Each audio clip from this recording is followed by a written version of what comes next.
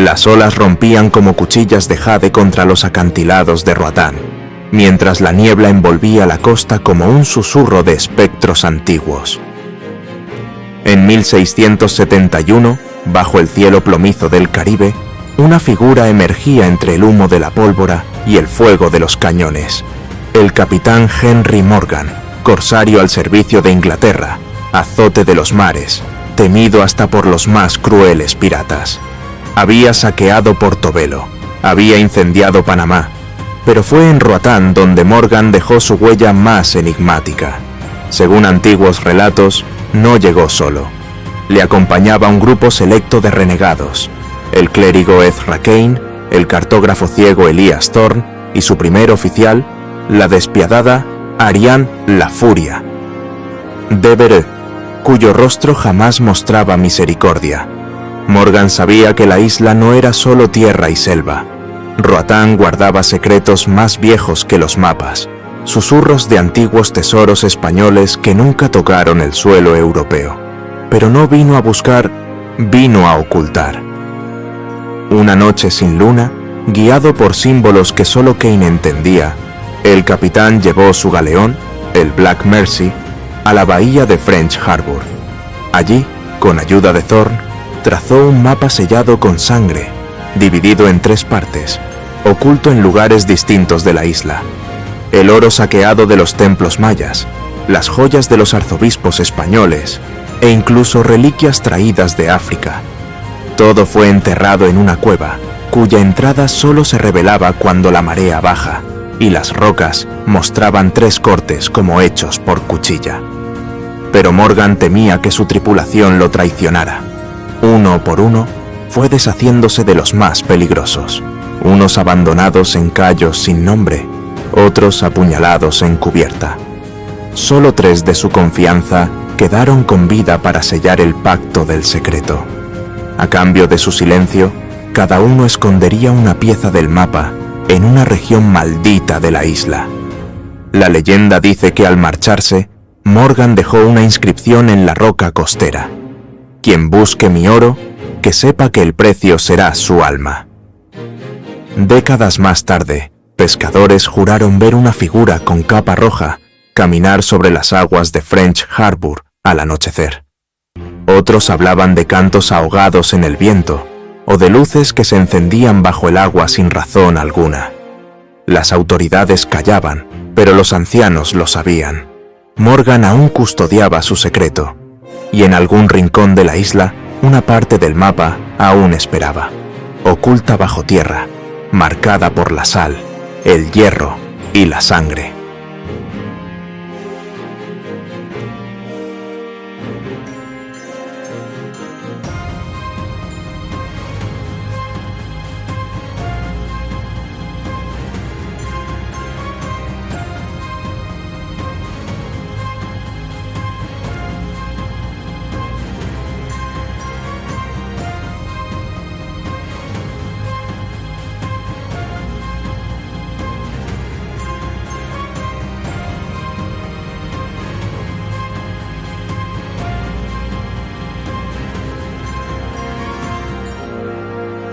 Años pasaron, y la historia del mapa perdido de Morgan se desdibujó en las tabernas como una fábula de borrachos, hasta que una tormenta trajo algo de vuelta. Fue en la isla de Helene, Santa Helena para los locales, la hermana menor de Roatán, aislada y cubierta por una selva que murmura al oído a los que se atreven a cruzarla. Una noche, un joven buzo llamado Barrica, nieto de pescadores, encontró un extraño medallón mientras recogía langostas cerca de unos arrecifes prohibidos. El colgante tenía grabado un símbolo en espiral y un nombre: Ariane D. Aquella misma noche, el mar se encrespó sin razón, y desde la costa, algunos juraron haber oído un grito de mujer, como si una voz ahogada reclamara algo olvidado. Obsesionado, Barrica rastreó historias antiguas hasta llegar a una anciana en Punta Gorda. Ella le habló de la Furia, la oficial de Morgan, que desapareció en Santa Helena tras esconder parte del mapa en una cueva protegida por los guardianes del abismo. Cuentan que Ariane no murió, sino que fue sellada viva por sus propios compañeros tras una traición. Con linterna en mano y el medallón colgando del cuello, Barrica cruzó el canal hasta Santa Elena en una canoa prestada. El silencio era total. La vegetación se cerraba tras cada paso, como si la selva quisiera tragarlo. Siguiendo pistas talladas en piedras, calaveras, cadenas, velas negras, llegó a una entrada entre lianas podridas, una cueva húmeda, con un aire que olía a óxido y promesa de muerte. Dentro, una cadena colgaba del techo, y símbolos arcanos cubrían las paredes. El medallón comenzó a calentarse, y la luz de la linterna parpadeó como un corazón a punto de apagarse. Entonces, una figura emergió de la oscuridad. No tenía rostro, solo una silueta de sombra envuelta en cabello mojado. De sus labios no salía voz, pero su mirada gritaba siglos de traición. Barrica retrocedió, tropezó, y su mano se apoyó sobre algo frío. Era un cofre cubierto de escamas. En él, una tabla rota de pergamino y el mismo símbolo en espiral, una parte del mapa. Pero antes de huir, vio algo más, una inscripción tallada en el techo con uñas humanas. Yo no guardo el oro, yo soy el precio. Barrica escapó de la cueva, pero jamás volvió a hablar. Solo dejó escrito en su diario que el mapa existe, y no somos los únicos que lo buscamos. Santa Elena volvió al silencio, pero algo, bajo su tierra, espera expectante.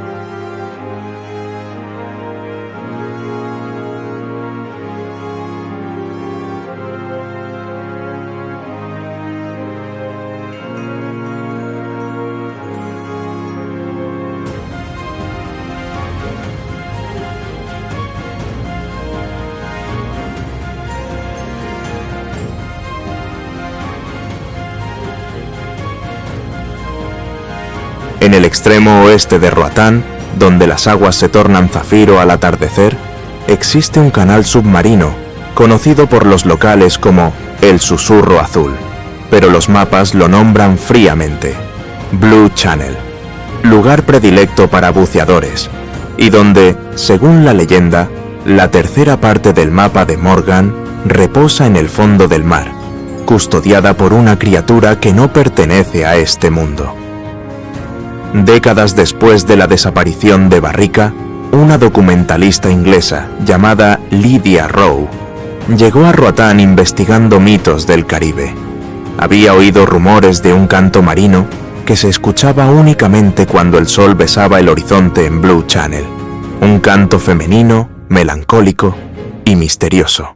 Se decía que los pescadores habían abandonado sus embarcaciones, nadando hacia la nada, atraídos por esa voz, que luces surgían desde las profundidades, moviéndose contra la corriente, y que algunos buzos, al descender, no encontraban el fondo, sino una cueva que no aparecía en ningún mapa, ni volvía a aparecer en una segunda inmersión.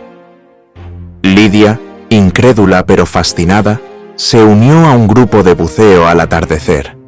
Llevaba consigo un pequeño fragmento de coral encontrado cerca de Santa Elena, con el mismo símbolo en espiral que ya había aparecido en las leyendas.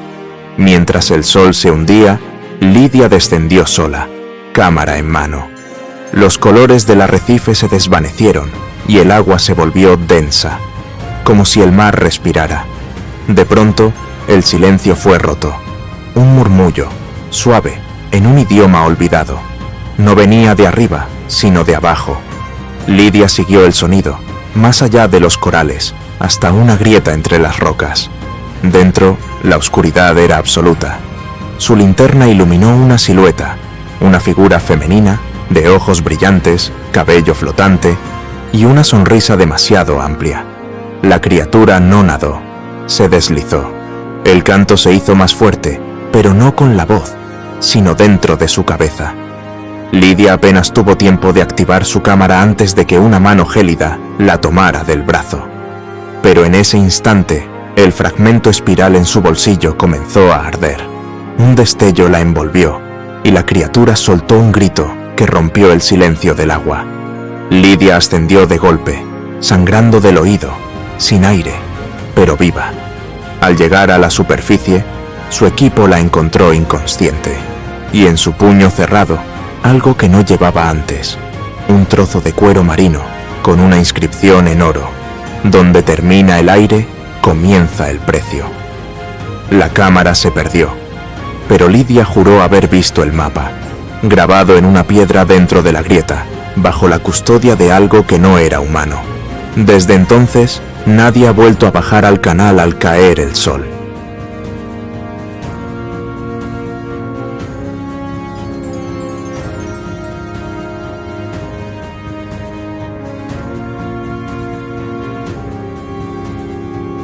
Camp Bay, al este de Roatán, duerme entre manglares, viento salado y árboles que parecen susurrar nombres olvidados.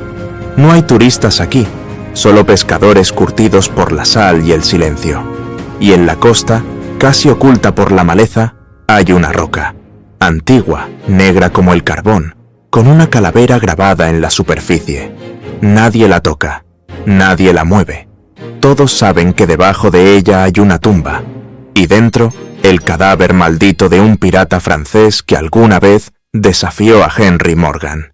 Se llamaba Jean Leclerc y fue el último en poseer las 3 partes del mapa. Dicen que los robó después de traicionar a sus compañeros y huyó hasta Camp Bay. Allí, atormentado por los espíritus de Morgan, Ariane y la criatura del canal, enterró su botín junto a su cuerpo, sellándolo con un ritual maldito. Su tumba está rodeada por árboles torcidos que, según cuentan, señalan el lugar. En 2023, un arqueólogo hondureño llamado Raúl Mendoza halló en un archivo español un manuscrito firmado por Elías Thorne, el cartógrafo ciego del capitán Morgan. El documento hablaba de un último escondite, marcado por 3 señales: una calavera tallada, árboles que giran hacia el mar y un anillo grabado con el nombre Leclerc. Raúl voló a Roatán con un equipo pequeño y una intención clara: desenterrar la historia. Tras semanas de búsqueda, y al fin encontraron el anillo, oxidado aún con el nombre, y una losa enterrada bajo raíces torcidas. Al levantarla, vieron una caja de hierro con inscripciones en 3 idiomas: inglés, francés y un dialecto africano. Al abrirla, el aire se volvió denso. Dentro estaba el mapa, entero. Pero no era un mapa común. Era un pergamino extraño, como piel tratada, con tinta que parecía moverse bajo la luz. Marcaba 4 puntos brillantes con símbolos y advertencias. Uno de ellos titilaba débilmente: French Harbor. Otro, Santa Elena. Luego, Blue Channel. Y el cuarto, aún no revelado. Solo decía: cuando las 3 llamas ardan al mismo tiempo, el ojo se abrirá. Raúl intentó fotografiarlo, pero las imágenes salían borrosas, como si el mapa rechazara ser copiado. Esa noche, el cielo sobre Camp Bay se encendió con una luz verde. Los locales lo vieron, y al día siguiente, Raúl y su equipo desaparecieron sin dejar rastro. Solo quedó el mapa, colocado cuidadosamente sobre la roca con la calavera. Hoy, los 4 puntos aún están marcados, y en el corazón de Roatán algo espera. Quizás el oro, quizás una maldición. Lo cierto es que la isla nunca olvida, y ahora que conoces el mapa, tú ya formas parte de la leyenda. Este mapa no se explora, te elige. ¿Estás listo para buscarlo? Si te ha gustado este relato, suscríbete a nuestro canal, por favor. Necesitamos seguidores del misterio como tú para seguir creando videos como este.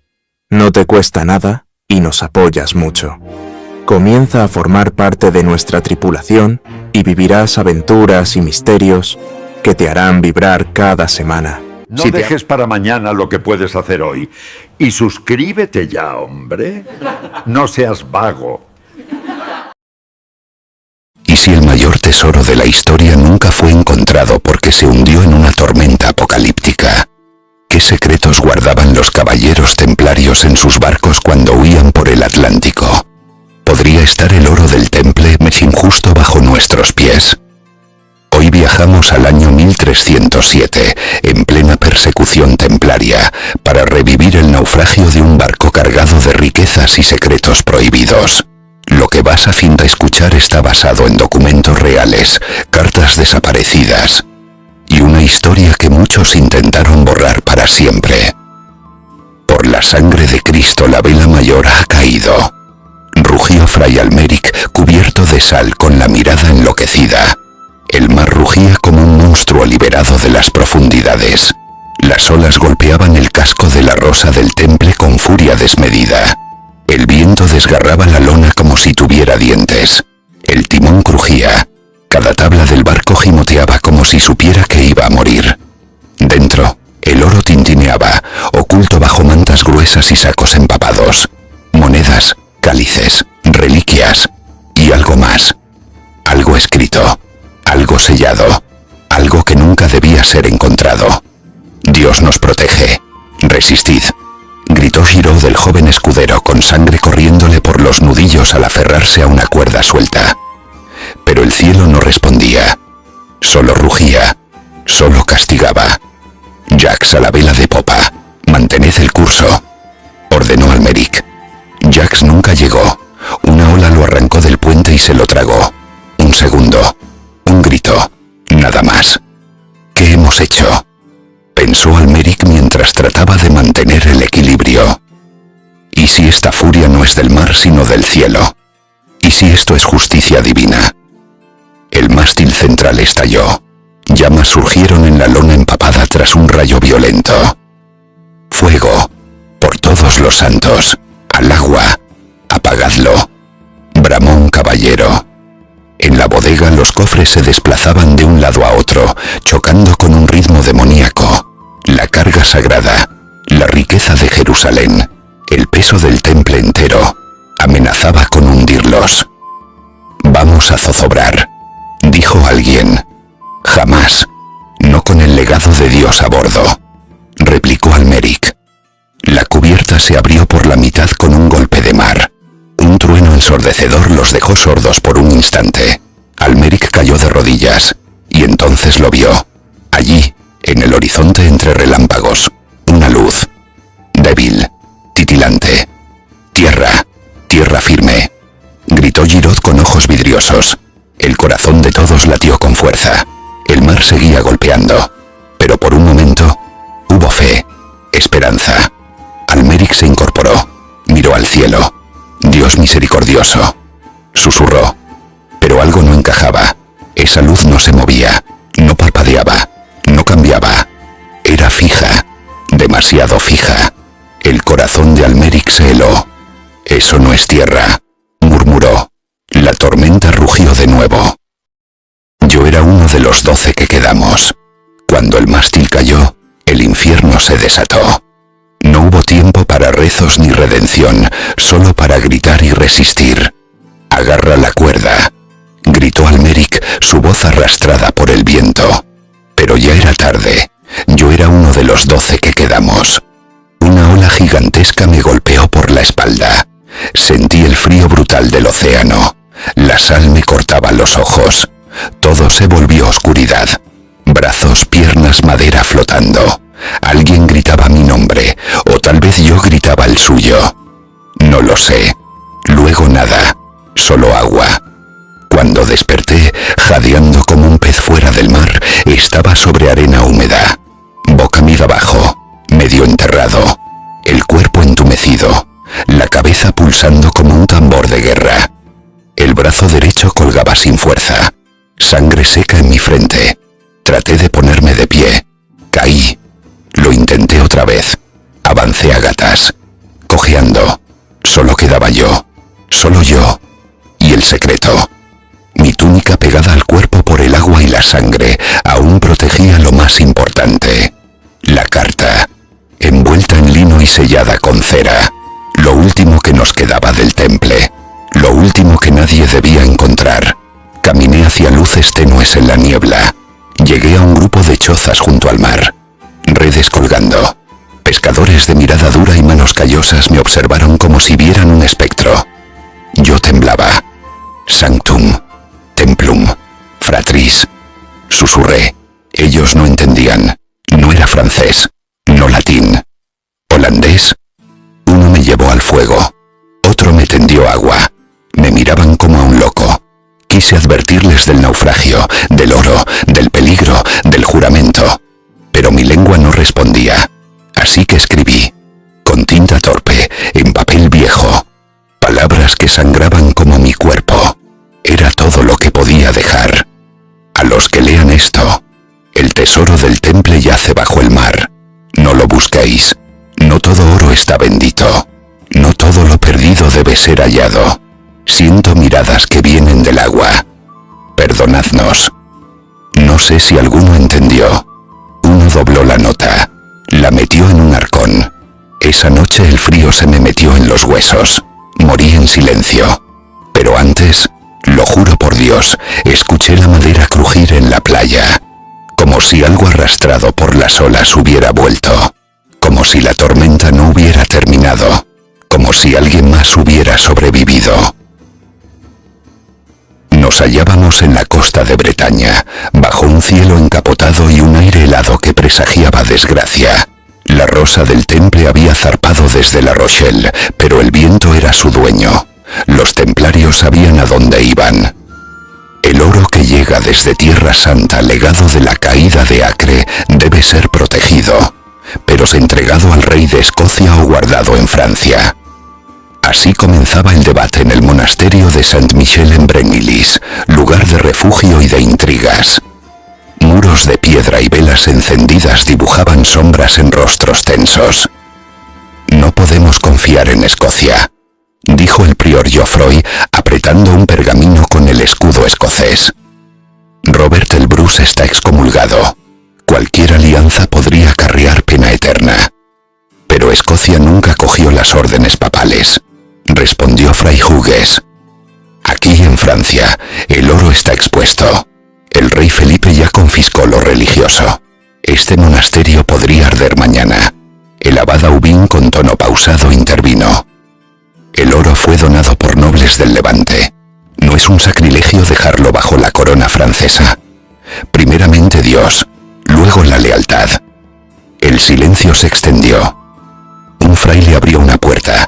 Era Jacques de Pegot, tembloroso, ojos enrojecidos por la sal y el miedo. Han visto barcos. Vi barcos hundiéndose, dijo con voz rota. El tesoro, parte de él, se ha hundido. No podemos arriesgarlo. Necesitamos esconder el resto cuanto antes. Aubin se incorporó, mirada firme. ¿Quién guardará el secreto?, preguntó fulminando a los presentes. Nadie respondió. Un joven novicio Pey clavó su vista en Geoffroy Hugh, como buscando un traidor. ¿Será uno de vosotros? El monje sacó un cofre pequeño, pesado, oro perfectamente pulido.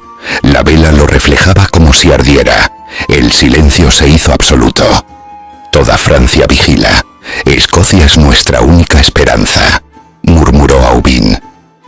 Pero si traemos aquí una flota escocesa, ¿qué evitará que el rey Felipe saque a los templarios de las criptas y los queme por traición?, replicó Geoffroy, voz temblorosa. El abad sostuvo el cofre. Entonces que arda Escocia antes que este oro caiga en manos del rey. El eco de sus palabras resonó en los muros. Por la ventana se escuchó un golpe. El viento lanzó una hoja de pergamino. Era una carta abierta, sin sello, con la noticia de una flota que se acercaba desde el norte. Un susurro recorría la sala. ¿Mercenarios? ¿Escoceses? ¿O espías? Hoy en día los historiadores franceses que desentierran el pasado desde modernos despachos, rodeados de pergaminos, archivos y pantallas, con lupa en mano, analizan todo lo que se sabe y lo que aún se sospecha sobre aquel legendario naufragio templario.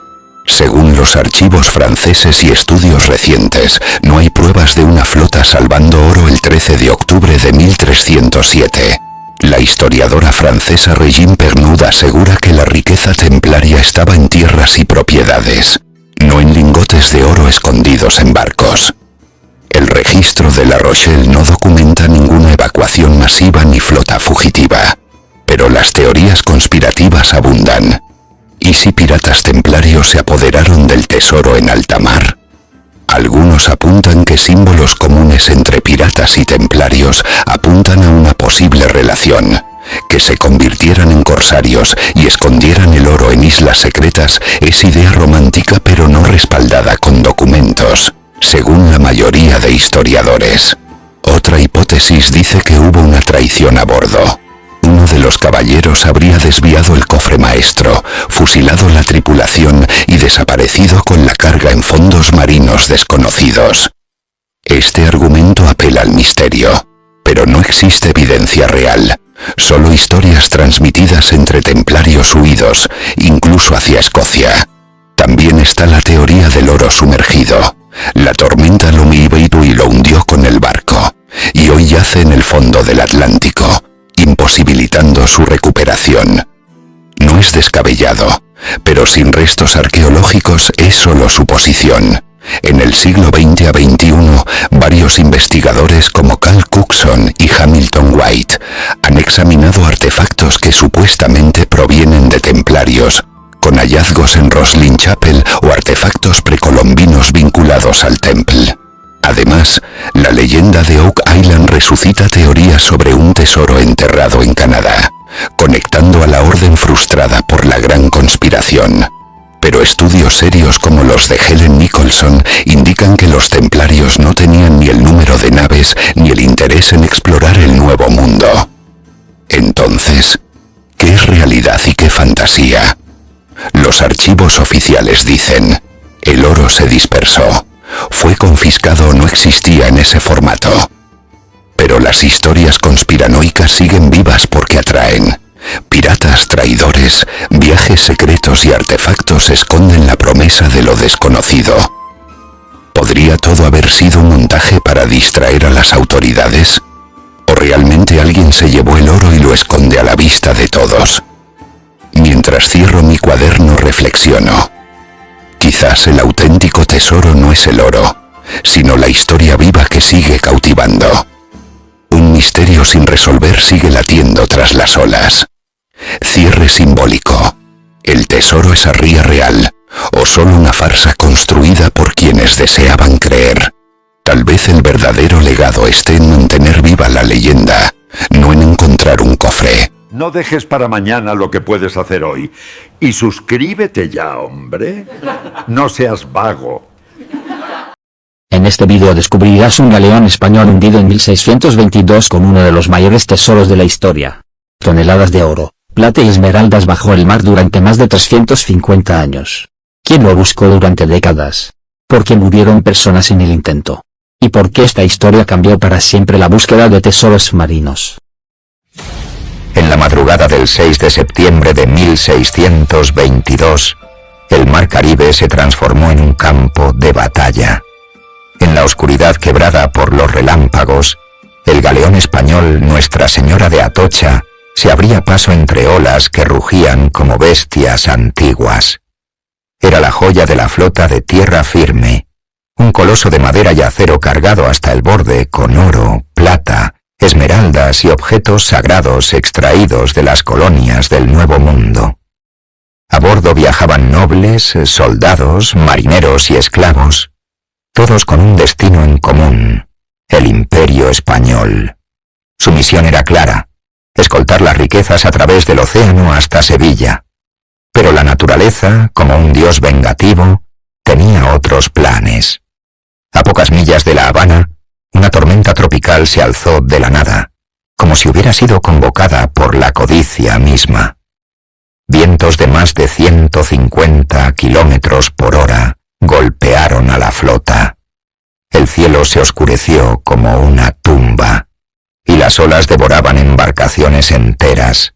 El Atocha fue alcanzado de lleno. Sus mástiles crujieron como huesos rotos. Sus velas, rasgadas como banderas vencidas, no lograban sostener el rumbo. Pasadas unas horas, El Atocha chocó, el Atocha se convirtió en un arrecife cerca de los más de 3 siglos. Marinos, su casco se abrió con hombres y aventureros, el agua invadió las bodegas y se su tesoro, la plata. Algunos aseguraban haberlo visto en mapas antiguos. Otros murieron sin 260 almas fueron tragadas por el mar en el año 1665. Solo 5 sobrevivieron las intrigas aferrados a maderos flotantes y arrastrados por la corriente. Fueron testigos mudos de una tragedia y logró obtener un valioso. El mar se cerró sobre su botín con un suspiro final aproximadas y el Atocha desapareció del legendario Atocha en leyenda frente a las costas durante siglos. Nadie volvió regreso a contemplar su cara. Entregó el documento al rey, el océano encendiendo la chispa de una nueva expedición. Un galeón británico zarpó desde los muelles de Londres, decidido a encontrar el tesoro perdido.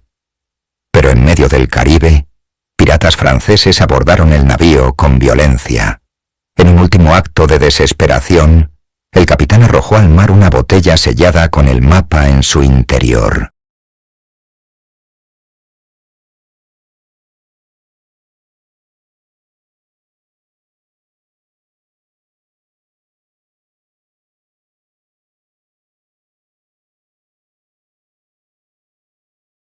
Una noche sin luna, en 1820, tras una marea alta, 3 pescadores cubanos se aferraban a los remos de su pequeña barca, luchando contra el vaivén de las olas.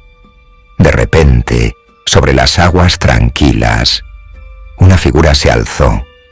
Envuelto en un resplandor pálido, cruzó el mar como un susurro entre los siglos. Los hombres contuvieron la respiración, y luego, tan silenciosamente como apareció, desapareció. Al amanecer, regresaron al mismo sitio, impulsados por el terror y la curiosidad. Y allí, entre los arrecifes, el sol hizo brillar algo imposible. Una moneda de oro, medio incrustada en la roca marina. Días después, la moneda fue llevada al Palacio de la Audiencia Nacional, un edificio señorial del siglo XVII. En el despacho del gobernador, un auditor expuso la posibilidad de una expedición oficial, pero el gobernador negó con severidad. Alguna corriente marina trajo esa moneda hasta aquí, sentenció.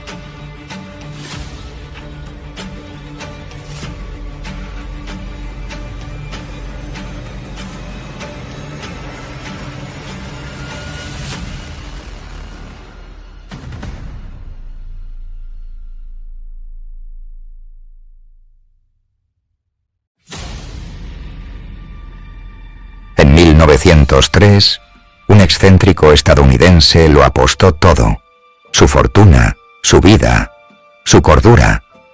Vivía solo en un viejo bergantín anclado cerca de Cayo Hueso, obsesionado con una sola idea: encontrar el Atocha. Noche tras noche, estudiaba mapas, hablaba con las estrellas y murmuraba al mar. Un día un telegrama sacudió las oficinas del puerto. He encontrado algo importante.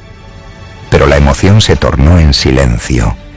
2 semanas después, su barco fue hallado a la deriva.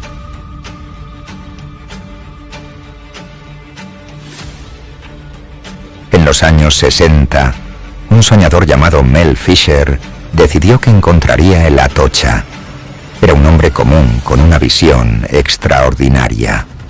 Desenterrar un tesoro perdido hacía más de 3 siglos, hundido en algún lugar del estrecho de Florida. Con su equipo de incansables buscadores de historias, recorrió los archivos más remotos de España, donde las cartas náuticas y los registros de la flota de 1622 se encontraban guardados en pergaminos gastados por el tiempo. A su vuelta continuó sus expediciones. Mel tenía algo que otros no poseían: una perseverancia de acero y una fe inquebrantable. Día tras día, año tras año, su familia y su equipo zarparon desde Cayo Hueso, enfrentando tormentas, burocracia y pérdidas humanas y económicas. Cada jornada comenzaba igual, como un ritual sagrado. «Hoy es el día», decía Mel, con una sonrisa firme en el rostro, mientras la tripulación se embarcaba una vez más hacia lo desconocido. La embarcación Dauntless se convirtió en su segundo hogar. Era un barco modesto pero resistente, como su capitán. Bajo el sol tropical, el equipo repasaba documentos antiguos, mapas coloniales rescatados de archivos polvorientos, diarios de a bordo que hablaban de tormentas y flotas imperiales. Se analizaban patrones de mareas, corrientes y formaciones submarinas. En cubierta, los buzos se preparaban, en silencio, revisando sus trajes, ajustando sus aletas, comprobando el aire en los tanques. Los motores rugían como un corazón mecánico. Los compresores cargaban oxígeno en un zumbido constante. En el horizonte, el mar azul misterioso escondía sus secretos. La búsqueda era ardua. El océano es traicionero con sus secretos. A veces parecía que jugaba con ellos, permitiéndoles encontrar fragmentos, un clavo oxidado, una esquirla de cerámica, una bala de mosquete, solo para mantener viva su esperanza. Otras veces el mar se volvía cruel, empujando tormentas inesperadas, dañando equipos, quebrando ánimos. Algunos días regresaban con las manos vacías y los corazones llenos de dudas. Mel perdía amigos, compañeros, incluso a su propio hijo, Dirk, en un trágico accidente de buceo. El dolor fue devastador, pero incluso entonces no abandonó, porque Mel sabía que su búsqueda era más que encontrar sus riquezas. Era un duelo contra el tiempo, una promesa hecha al pasado. Años pasaron y fueron hallando diferentes piezas: cañones de bronce con insignias reales, anclas, cadenas, monedas con la cruz de Castilla, lingotes de plata con marcas de fundición españolas. Cada hallazgo era una pieza más del rompecabezas. Cada fragmento recuperado alimentaba la esperanza, como si el mar estuviera probando su paciencia antes de revelarle el corazón del tesoro, el pecio central de la Atocha, donde yacía el verdadero botín de la corona española. Mel nunca se rindió. No importaban los obstáculos legales, ni los gastos crecientes, ni el escepticismo de los medios, ni la indiferencia de los gobiernos. Su rostro, quemado por el sol y curtido por la sal, se volvió el rostro de la obstinación. A veces, mientras flotaban en mar abierto, podía imaginar a la Atocha bajo sus pies, a 10, 20, 30 metros de profundidad, cubierto por siglos de arena y coral. Lo sentía. Casi podía oír los susurros del pasado llamándole desde las profundidades. En 1985, un buzo emergió junto al barco y desde al agua gritó: «Hemos encontrado el cofre», sosteniendo en su mano derecha un lingote de oro, todavía intacto, marcado con las inscripciones exactas que coincidían con el manifiesto original de la Atocha. Los tubos aspiraban la capa superior del lecho marino, dejando al descubierto un terreno cada vez más prometedor. Una vez que la capa superficial era removida, los buzos descendían con su equipo de exploración. En el profundo silencio del océano, rodeados por la oscuridad y el frío, cada centímetro del lecho marino era registrado minuciosamente. Los hombres que se aventuraban en esas aguas sabían que lo que buscaban no era solo oro, sino la promesa de algo más grande, algo que podría cambiar sus vidas para siempre. Con cada inmersión, la esperanza crecía. Bajo la luz turquesa del Caribe, el fondo del mar se transformaba en una galería fantasmal, donde vestigios de otra era emergían lentamente, como si el mar mismo estuviera compartiendo secretos. Cada objeto hallado era una pieza más del rompecabezas, un casquillo de mosquete, una cadena de oro delicadamente trabajada, una cucharilla de plata con el escudo real de los reyes de España. Cada hallazgo, por más pequeño que fuera, encendía el fuego de la expectativa, como una estrella en la vasta oscuridad de lo desconocido. Mel Fisher se volvió una leyenda, aún antes de encontrar el galeón principal. Su nombre recorría la comunidad de cazadores de tesoros como un eco de esperanza. Se decía que su determinación era capaz de mover la mar. El gobierno de Florida comenzó a prestarle atención. Los tribunales también y la presión aumentó. Algunos inversionistas se retiraron, pero Mel continuó, porque para él rendirse no era una opción. Finalmente, ese mismo año, lo imposible sucedió. Tras años de incansable esfuerzo y sacrificio, Mel Fisher y su equipo hallaron lo que parecía un sueño hecho realidad. El pecio central de la Atocha emergió de las profundidades. Toneladas de oro, cofres llenos de esmeraldas colombianas, objetos religiosos de gran valor, armas y lingotes con el escudo de Felipe IV.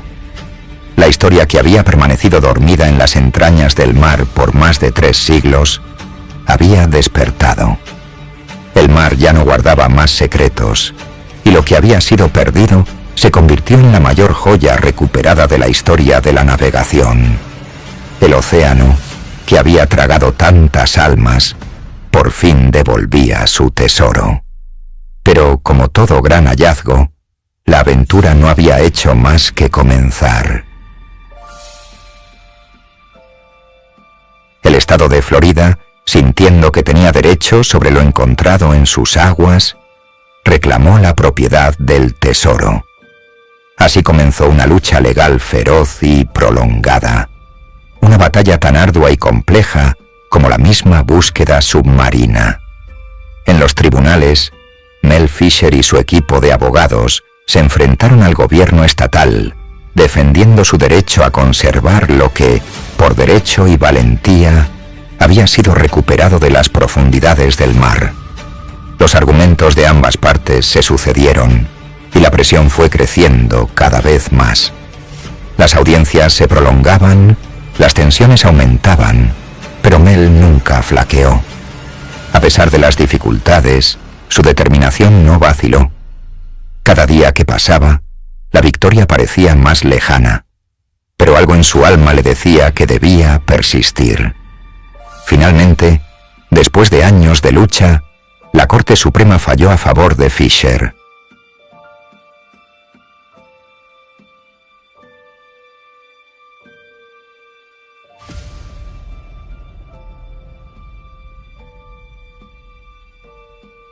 Hoy, en el vibrante corazón de Key West, el Mel Fisher Maritime Museum se erige como un santuario de la aventura, el misterio y la perseverancia humana.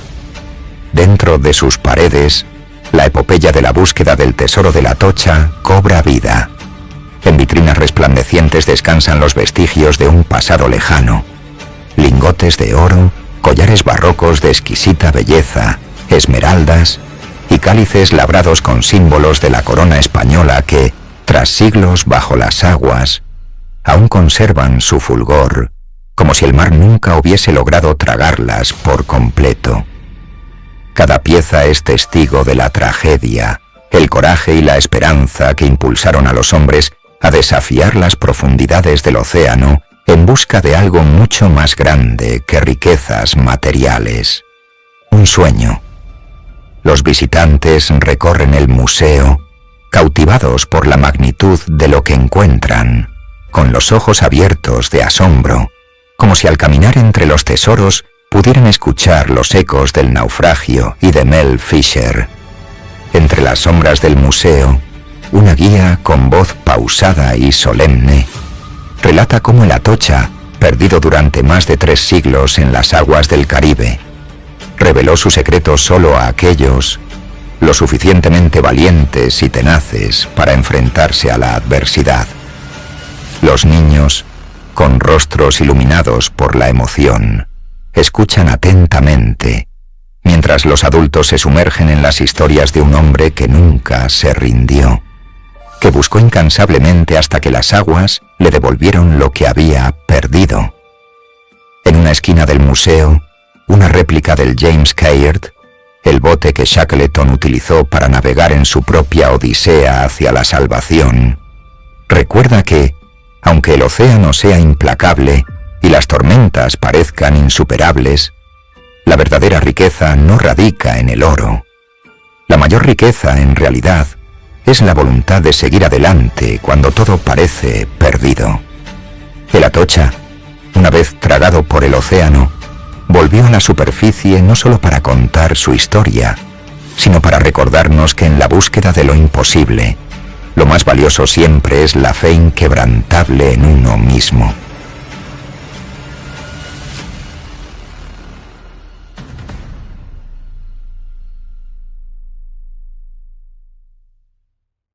Si te ha gustado este relato, no olvides darle al like, suscribirte y compartirlo con tus amigos.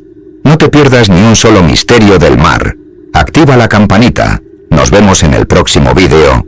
Prepárate para lo inesperado. No dejes para mañana lo que puedes hacer hoy. Y suscríbete ya, hombre. No seas vago. Corría el mes de octubre del año 1628, cuando un galeón zarpó desde los puertos fríos y grises de los Países Bajos. No era una nave cualquiera, era el Batavia, una colosal embarcación mercante cuyo corazón latía con codicia y promesas de riqueza incalculable. A bordo, el resplandor del oro y las gemas relucía en la penumbra de las bodegas, destinado a cambiarse por especias exóticas en los caldeados mercados de las Indias orientales. Pero esa promesa de prosperidad escondía una condena. El capitán Francis Pelsaert, hombre de mar curtido y espíritu de hierro, miraba al horizonte sin saber que no era el mar quien pretendía arruinar su destino. Ni la furia de las tormentas, ni las garras invisibles de las corrientes del Océano Índico eran sus enemigos más peligrosos. Namberé, el verdadero abismo, lo acompañaba desde el primer día, caminando en cubierta con pasos callados, anidando entre sus hombres bajo formas humanas. La ambición, la envidia, la traición iban disfrazadas de obediencia. Lo que debía ser una ruta hacia la gloria se fue tiñendo de inquietud. Las noches se hicieron más largas, los rostros más tensos. Algo se gestaba a bordo del Batavia, algo que no figuraba en los registros del viaje. Un susurro aquí, una mirada turbia allá. La madera crujía más de lo normal, como si el barco intentara advertir que estaba albergando un pecado. Los primeros meses de navegación fueron de una relativa calma, pero algo se respiraba en el ambiente que no dejaba indiferente a nadie.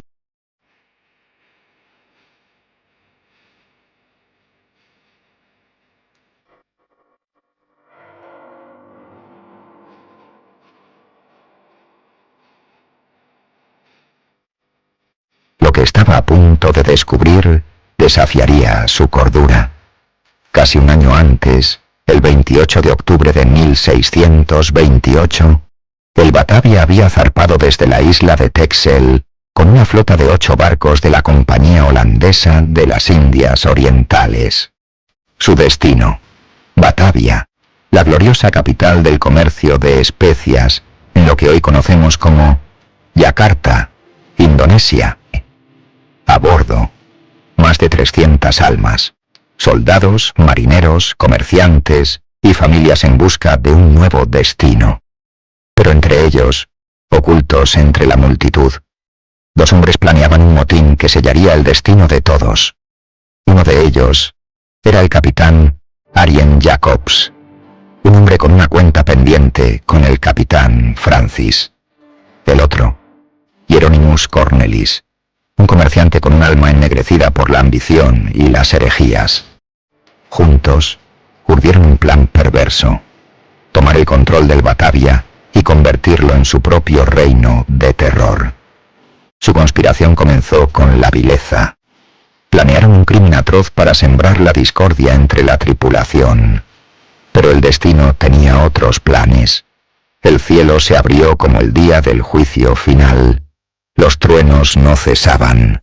La lluvia era tan intensa que los marineros no podían ver a 2 palmos de distancia. Primero un rayo, luego otro, y el barco se escoró con tal inclinación que parecía que las olas entraran en los camarotes con tan solo coger un cubo de agua. Los tripulantes corrieron hacia la bodega, mientras los marineros se sujetaban a los mástiles rezando por no caer por la borda. La vela mayor se desgarró y el mástil cayó a cubierta. Entonces se tomó una decisión. En la oscuridad de la noche, el timón giró y el rumbo cambió.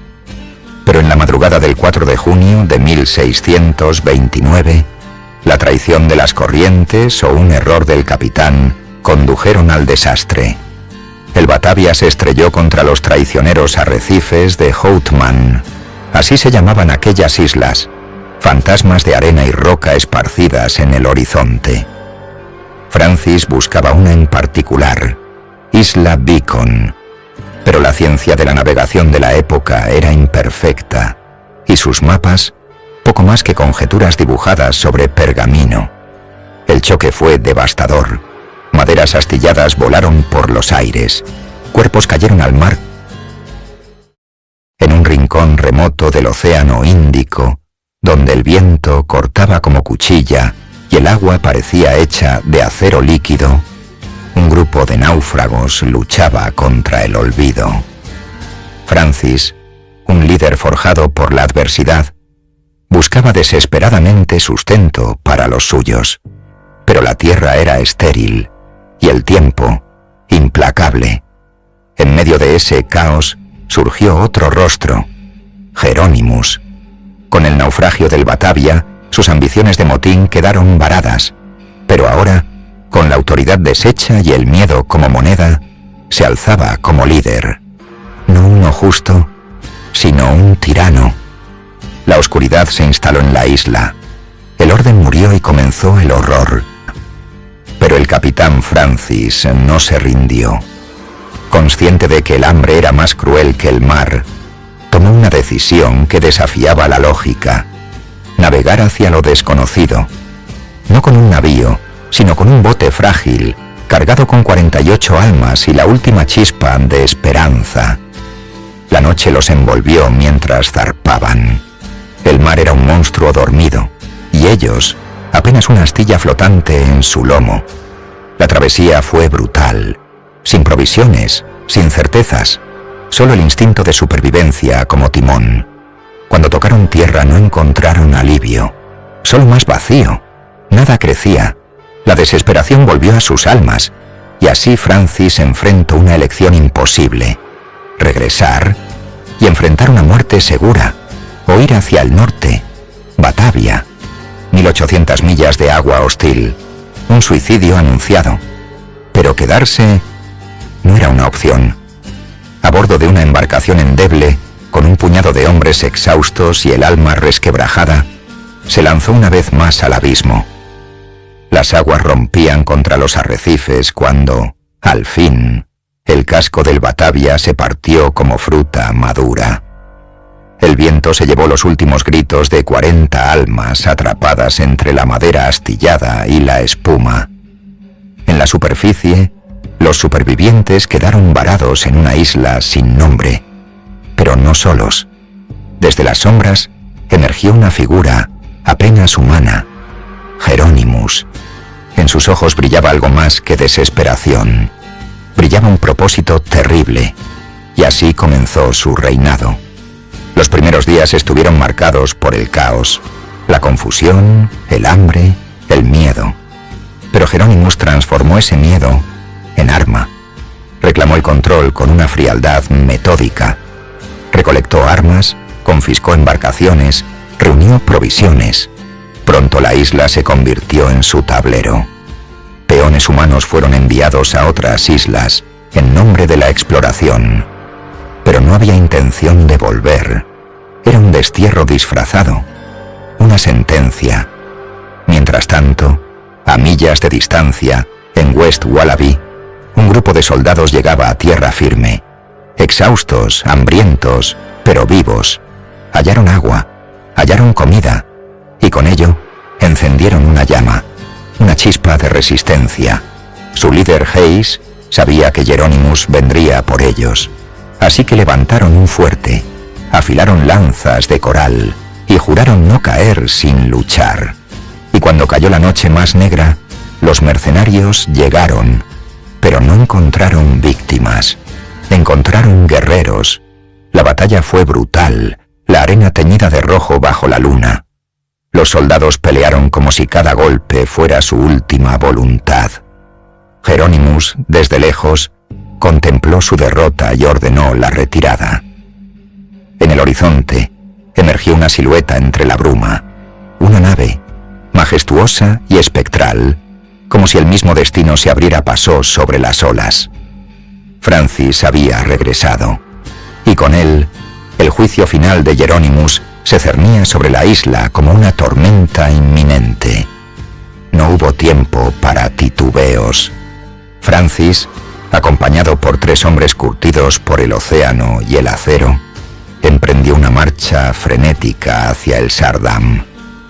Cada zancada era una carrera contra el tiempo, contra la sombra del motín que se había gestado en su ausencia. Mientras corrían, el aliento entrecortado de Hayes narraba una odisea de locura y sangre. 3 meses de barbarie, 3 meses donde el orden había muerto. Pero no podían detenerse. El barco debía ser salvado.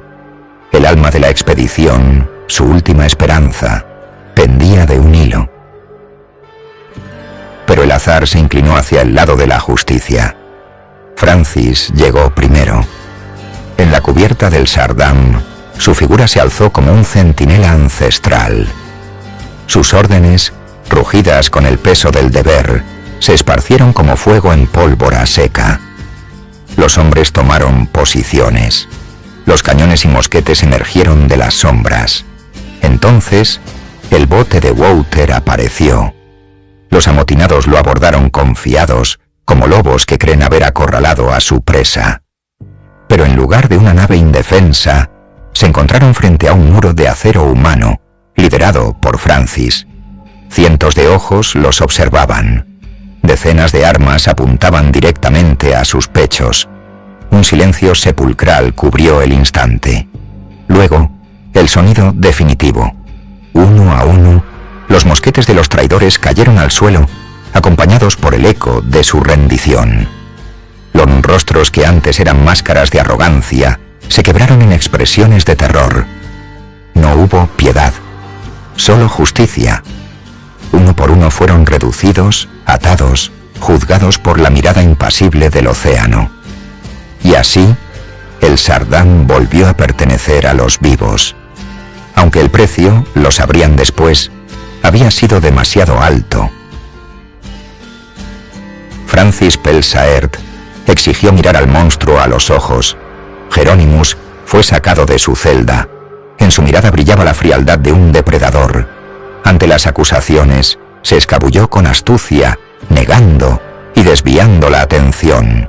Jamás mostraría culpa, nunca aceptaría nada. Entonces comenzaron las investigaciones. Los resultados fueron peores de lo imaginable. Masacres, torturas, traiciones. Uno por uno, los culpables fueron cayendo. Todos confesaron, excepto él. Jerónimos se mantuvo altivo, desafiante hasta el final. El 2 de octubre de 1629, el castigo se ejecutó. En la isla de los sellos, las horcas se alzaron. Los peores entre ellos fueron mutilados, la mano derecha cercenada antes de enfrentar la soga. Jerónimos el arquitecto de todo, recibió un castigo aún más cruel, ambas manos cortadas y su sangre manchando la arena antes de su muerte. No todos murieron. Un desertor y un joven grumete, fieles a Geronimus, fueron abandonados a su suerte en una costa desolada, Australia. Sin quererlo, se convirtieron en los primeros europeos en habitar esa tierra inhóspita. El Sardam partió finalmente de Houtman. A bordo, 77 sobrevivientes y 16 prisioneros rumbo al juicio en Batavia. Pero el océano no perdonó a todos. 5 fueron castigados en alta mar, azotados, arrastrados bajo la quilla y lanzados desde el mástil. El mar se los tragó. Hayes, el héroe que resistió a Geronimus, fue honrado. La isla que defendió llevaría su nombre. Su estatua vigila hoy la costa australiana y su fortaleza sigue en pie, testigo del pasado. Francis, aunque salvó decenas de vidas, fue acusado de negligencia. Su nombre cayó en desgracia. Sus bienes fueron confiscados. Un año después la enfermedad lo consumió en silencio. El Batavia había zarpado con más de 320 almas. Solo 122 regresaron a Holanda. El legado de Geronimus no se midió en riqueza ni poder, sino en sangre. Al menos 109 asesinatos, tal vez más de 125. El Batavia yacía olvidado bajo el mar, hasta 1963. Hoy, sus restos descansan en el Museo de Australia Occidental, como recordatorio de una tragedia envuelta en misterio, ambición y locura. Si te ha gustado este relato, no olvides darle al like, suscribirte y compartirlo con tus amigos. No te pierdas ni un solo misterio del mar. Activa la campanita. Nos vemos en el próximo vídeo. Prepárate para lo inesperado.